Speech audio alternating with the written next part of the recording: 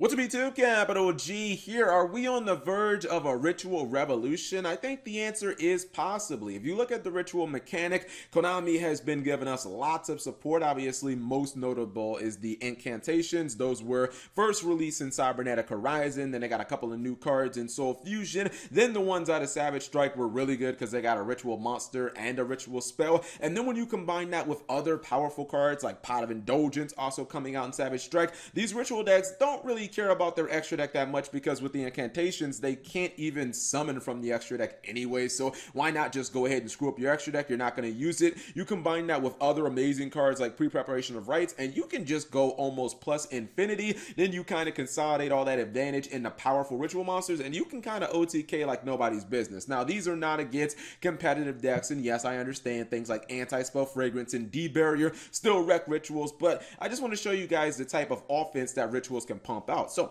Pot of Indulgence, get that +1. Pre-Preparation of Rites, get another +1. Incantations, get a +2. Look at this advantage. This man has activated 3 cards and has like fucking 10 cards in hand and 2 monsters on field. Like, this is what I mean when you have strong card after strong card after strong card. Eventually you get hands like this. So he's gonna obviously now start ritual summoning.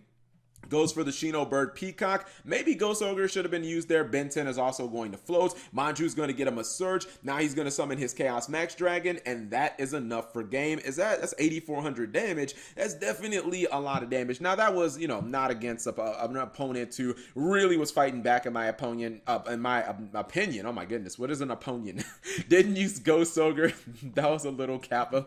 But the second duel is actually going to be even more impressive in my opinion. This one comes against Salamangreats. Well, the competition is not impressive at all. I feel like there's potential in Salamangreats, but I think it's only a Fusion OTK cheese deck. That's it. The Fusion monster is awesome. The Fusion spell is awesome. Everything else in that deck, throw it away. No, I think they have a Stratos in the deck too. I'm pretty sure. Is it you? Is it Fox? I think it might be this one. That's the Stratos. Anyways, Pot of Indulgence for the +1.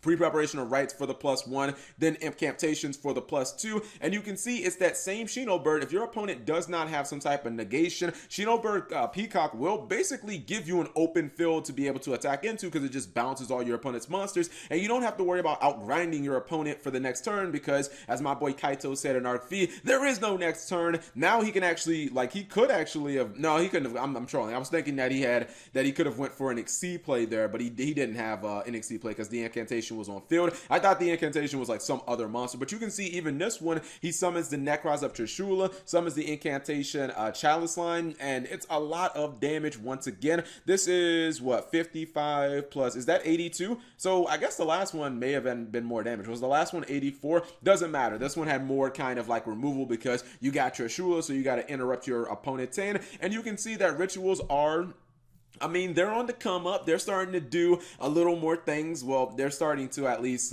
be able to incorporate multiple archetypes to make the deck more consistent. Damn it, not the deck, the mechanic more consistent. Let's pause for a quick second and see what the deck looks like on paper. Okay, so this is what the deck looks like on paper. 60 card version. I saw when Lithium was first messing around with the new incantation monsters, he was running 60 cards. I guess that's the general consensus, is that 60 cards is better. I think it's because, when you run 60 cards, I think you have a pretty good chance of opening some of the incantations, but you're probably not going to draw multiple of them. And really, because there's so much searching when it comes to rituals now, you should open with some of these cards, and a lot of them are +1s, cards like Manju and Geldagra. You can use it a couple of times. It does allow you to run a full gauntlet of hand traps. He has 3 Ash, 3 copies of Ghost Ogre, 3 copies of Effect Veiler. Maybe you could play Impermanence, but maybe not, because you already got 9 cards to disrupt your opponent. You have the Pot of Indulgence. You don't care about your extra deck at all. In fact, really the only cards you kind of care about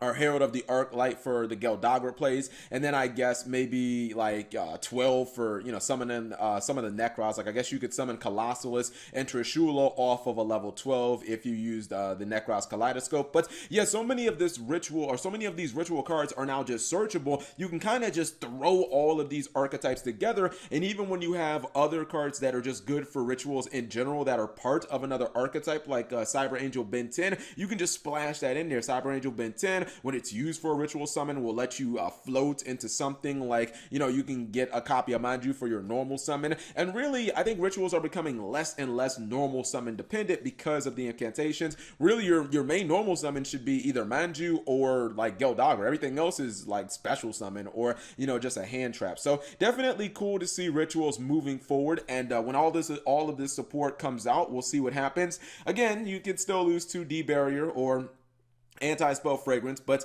outside of those two cards, I think you should be in pretty good shape.